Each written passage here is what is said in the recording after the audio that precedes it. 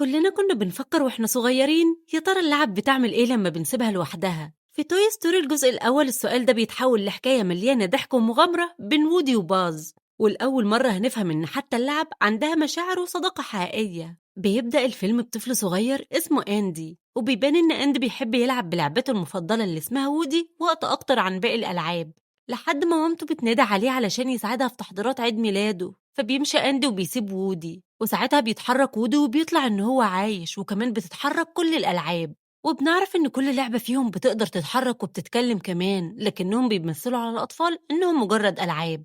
وبيعمل وودي اجتماع لكل الألعاب وبيعرفهم إن هم لازم ياخدوا بالهم من بعض كويس علشان لما ينقلوا البيت الجديد محدش منهم يضيع. وبيعرفهم إن النهاردة هيكون عيد ميلاد أندي، فبتتضايق الألعاب لأنهم بيكونوا خايفين إن الهدايا اللي هتيجي لأندي يكون فيها ألعاب جديدة، ووقتها أندي مش هيلعب بيهم تاني لأنه هيكون مشغول باللعب الجديدة. لكن في الوقت ده وودي بيهديهم وبيقول لهم إن أندي هيفضل يحبهم ويلعب بيهم مهما حصل، لكنهم بيقلقوا أكتر لما بيشوفوا أصدقاء أندي وهم جايين ومعاهم هدايا كتير جدا. وبيطلب وودي من اللعبة اللي على شكل جندي يروح هو والجنود اللي معاه علشان يشوفوا الهدايا دي فيها ايه. وفعلا بتروح الجنود وبياخدوا لاسلكي معاهم وبيستخبوا علشان محدش يشوفهم، وبيراقبوا كل الهدايا وهي بتتفتح، وبيبلغوا وودي في اللاسلكي ان كل الهدايا ما فيهاش العاب، فبيطمنوا كلهم. لكن فجأة بتقدم الام هديتها لاندي، وقبل ما وودي يعرف ايه جوه الهدية الديناصور بيوقع اللاسلكي، وبترجع كل الالعاب لمكانها لما بيسمعوا صوت اندي طالع على السلم. وبيدخل اندي هو واصحابه الاوضه وهم مبسوطين جدا، وبيظهر أندي وهو بيرمي وودي من على السرير وبيحط مكانه اللعبة الجديدة، وبيخرجوا كلهم من الأوضة. ولما وودي بيشوف اللعبة الجديدة بيلاقيها لعبة رائد فضاء، وبيظهر إن اللعبة دي بتتصرف على إنها رائد فضاء حقيقي في مهمة رسمية. وبيكلم الوكالة وبيقول لهم إن السفينة بتاعته اتعطلت وإن هو موجود دلوقتي في كوكب مجهول. ووقت ما بيتكلم بيجي وودي وبيرحب بيه وبيعرفوا إن دي أوضة أندي، لكن رائد الفضاء بيبقى مشغول وبيحاول يضربه بالليزر اللي اصلا ما بيكونش شغال. وبعدها بيتعرف عليه رائد الفضاء وبيعرفه بنفسه وبيقوله ان هو اسمه باز يطير، وبيكمل وبيقوله ان هو في مهمة رسمية علشان ينقذ المجرة. وبيظهر ان وود ما بيبقاش فاهم هو يقصد ايه، وبتيجي باقي الالعاب وبترحب بباز وبيتعرفوا عليه، وبيندهشوا كلهم من الازرار الكتيرة اللي موجودة عند باز واللي كل واحد فيهم بيعمل حاجة، وبيتريقوا على وودي لانه ما عندوش اي حاجة من الحاجات دي. وبعدها بيروح وودي وبيقول لباز ان هو اخد مكانه لانه لعبة اندي المفضلة، فبيقول له باز ان هو مش لعبة وانه رائد فضاء حقيقي، وبيوري له الاجنحة بتاعته وبيقول له ان هو بيقدر يطير، فبيتحداه وودي انه يقدر يطير بيها. لكن فعلا باز بينط من على السرير وهو بيقول الى اللانهائية وما بعدها، وبيتزحلق وبيتعلق في اللعبة اللي في السقف، وبعد كده بيرجع للسرير تاني. فبيقول له وودي ان ده مش طيران وان اللي عمله ده اسمه وقع بشياكة.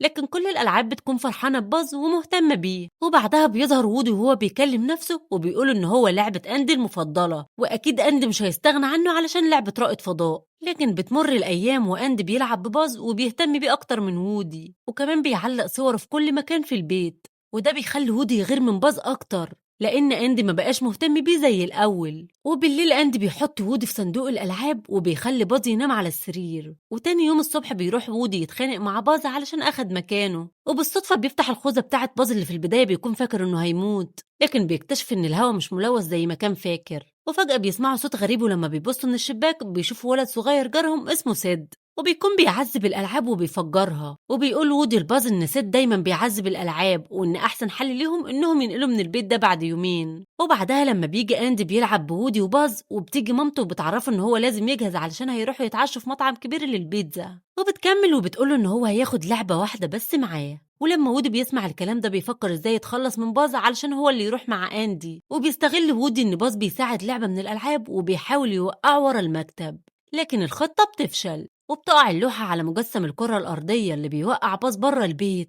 وساعتها كل الألعاب بتلوم وودي لأنه هو السبب في اللي حصل، لكن وودي بيحاول يشرح لهم إن هو ما كانش يقصد كده خالص، بس محدش بيصدقه وبيهاجمه. وبيجي أندي وبيدور على باز لكنه ما بيلاقيهوش، وساعتها بياخد وودي وبيركب العربية. وفي الوقت ده بيظهر إن باز لسه عايش وبيلحق العربية قبل ما تمشي، وبيوصلوا لمحطة البنزين وبينزل أندي من العربية، وبيروح باز لوودي اللي بيفرح جدا لأنه لسه عايش، وبيعتذر له على اللي هو عمله، لكن باز بيهاجمه وبيخرجه من العربية وهم بيتخانقوا. وفجأة بيرجع أندي ومامته للعربية وبيسيبوا باز وودي في الشارع وبيمشوا، فبيتضايق وودي جدا لأنه بقى ضايع ومش هيقدر يرجع للبيت تاني. وبتيجي عربية كبيرة وبيستخبى وودي وباز تحتها علشان محدش يشوفهم، وبيروح وودي وبيلوم باز لأنه هو السبب علشان خرجهم من العربية. فبيتعصب عليه باز وبيقوله إن المجرة كلها في خطر بسببه، لأن في شخص معاه سلاح خطير جدا وممكن يدمر العالم لو هو ما وقفوش. فبيزعق له وودي وبيقوله إن هو مجرد لعبة أطفال مش رائد فضاء، لكن باز ما بيهتمش بكلامه وبيسيبه وبيمشي. وبالصدفة وودي بيشوف عربية رايحة لنفس محل البيتزا اللي أندي رايح فيه، فبيرجع لباز وبيقوله إن هو لقى مكوك هيوصلهم لوكالة الفضاء. وفعلا بيقتنع باز بكلام وودي وبيروحوا يركبوا العربية اللي بتوصلهم لمحل البيتزا، وبيقدروا يدخلوا المكان وهم مستخبيين في الأكل. وبينبهر باز جدا لأنه بيكون فاكر إن هو في محطة فضاء، لكن المكان بيكون مجرد صالة لألعاب الفيديو. وبيقدر وودي إن هو يوصل لأندي، وقبل ما يروح له باز بيسيبه وبيركب في صاروخ بتاع الألعاب. فبيقرر وودي يروح وراه لأنه لو رجع من غير باز الألعاب مش هتصدقه. وبيدخل وودي جوه الصاروخ وبيحاول يقنع باز إن هم يمشوا قبل ما حد يجي ياخدهم بالخطاف. وفعلا بيجي سيد الولد اللي بيعذب الألعاب وبيحرك الخطاف وبياخد باز وكمان وودي وبيحطهم معاه في الشنطة وبيرجع للبيت بتاعه اللي بيكون جنب بيت أندي. ولما سيد بيدخل البيت بياخد اللعبة بتاعت أخته وبيجري وبيدخل أوضته وبيمثل إن هو دكتور وبيعمل للعبة عملية وبيركب لها دماغ ديناصور وبيديها لأخته اللي بتخاف وبتجري. ولما وودي وباز بيشوفوا اللي حصل للعبة بيخافوا جدا وبيترعبوا. وبيروح وودي علشان يفتح الباب لكنه بيكون مقفول، وبتيجي اللعبة اللي سيد مبوظها وبتاخد لعبة، فبيخاف وودي من شكل الألعاب المرعب وكمان لأنهم بياكلوا البلاستيك. وفي الوقت ده بيرجع أندي للبيت وبيكون حزين لأنه مش لاقي وودي وباز. فمامته بتواسيه وبتقوله إن هو بكرة هيلاقيهم موجودين في العربية بتاعتهم. وتاني يوم الصبح بيستغل وودي وباز إن باب الأوضة مفتوح وبيحاولوا يهربوا، لكنهم بيلاقوا إن الكلب نايم على السلم، وبالغلط بيخرج وودي صوت وبيصحي الكلب، فبيجروا بسرعة وبيحاولوا يستخبوا منه. ولما الكلب بيمشي بيشوف باز إعلان في التلفزيون للألعاب اللي بتكون شبهه، وبيفهم من الإعلان ده إنه هو مجرد لعبة رائد فضاء وإنه كمان ما يقدرش يطير. وبيتصدم أكتر لما بيعرف إن في ألعاب كتير زيه، وبيفتكر الكلام اللي وودي قالهوله وبيحزن جدا لما بيفهم إنه مجرد لعبة مش أكتر. فبيحاول يثبت لنفسه إنه هو يقدر يطير لكنه بيفشل وبيقع على السلم وكمان دراعه بيتكسر. وبتيجي أخت سيد وبتاخده علشان تلعب بيه، وبعد كده بيخرج وودي من المكان اللي هو مستخبي فيه وبيبدأ يدور على باز، وبيلاقي إن أخت سيد بتلعب بيه مع العرايس بتاعتها. ولما البنت بتمشي بيروح وودي لباز وبيحاول يقنعه إن هم يرجعوا لبيت أندي،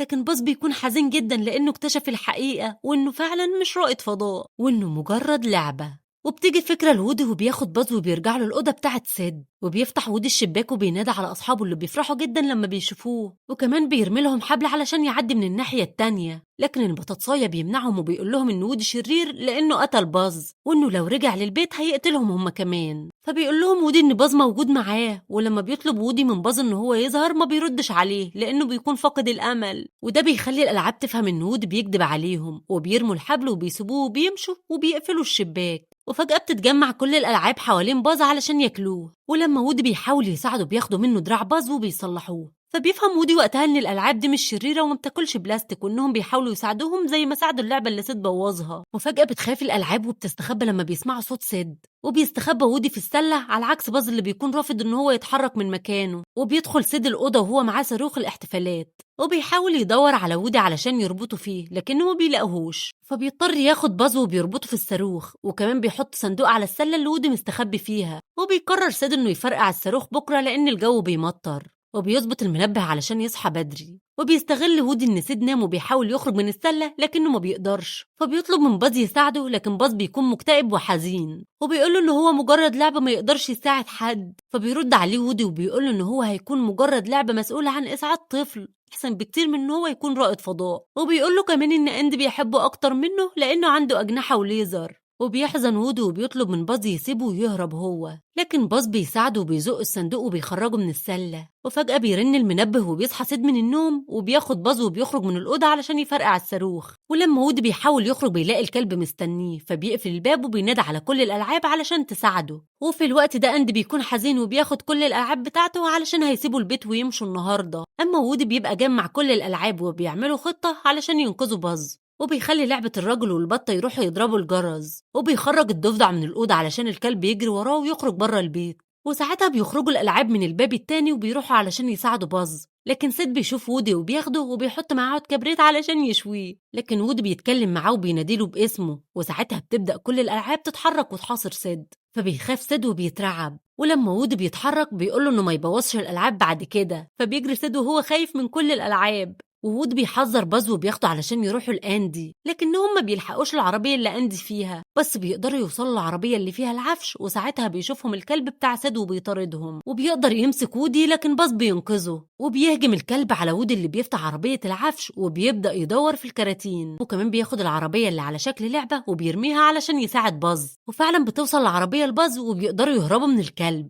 بس باقي الألعاب ما بيكونوش فاهمين اللي حصل، وبيرموا وودي هو كمان من العربية، فبيركب وودي مع باص في العربية الصغيرة وبيجروا بسرعة علشان يرجعوا لعربية العفش. ولما بتشوفهم الألعاب بيفهموا إن وودي ما كانش بيكدب عليهم، وبيحاولوا يساعدوهم، لكن العربية الصغيرة بتفصل شحن وبتقف في نص الطريق، فبيولع وودي عود الكبريت علشان يولع الصاروخ اللي مربوط في باز، لكن بتيجي عربية وبتطفي الصاروخ، فبيحزن وودي جدا لأنه مش هيقدر يرجع لأندي تاني. بس بتجيله فكرة وبيستغل الخوذة بتاعت باز وبيولع في الصاروخ اللي بياخدهم وبيطير بسرعة، وبيوصلوا لعربية العفش وبيرموا العربية الصغيرة هناك وبيطيرهم الصاروخ في السماء، وساعتها باز بيفرد جناحاته وبيتحرر من الصاروخ اللي بينفجر، وبيفرح وودي جدا لأنهم لسه عايشين، وكمان لأن باز قدر يطير، وبيقول لباز إن اللي عمله ده مش طيران وإن اسمه وقع بشياكة. وبيرجعوا للعربية بتاعت أندي اللي بيفرح جدا لما بيشوفهم تاني. وبعد سنة بتكون كل الألعاب فرحانة بعيد ميلاد أندي، وبيكونوا متحمسين علشان يقابلوا الألعاب الجديدة. وفي النهاية توي ستوري علمنا إن الصداقة مش دايما سهلة لكنها مستاهلة، وودي وباز مروا بمغامرة غيرت كل حاجة وخلتنا نشوف اللعب والطفولة بشكل تاني. ولو حبيتوا الرحلة دي استنونا في الجزء التاني من الفيلم، وما تنسوش تعملوا لايك وسبسكرايب وتقولوا لنا رأيك في الكومنتات. سلام.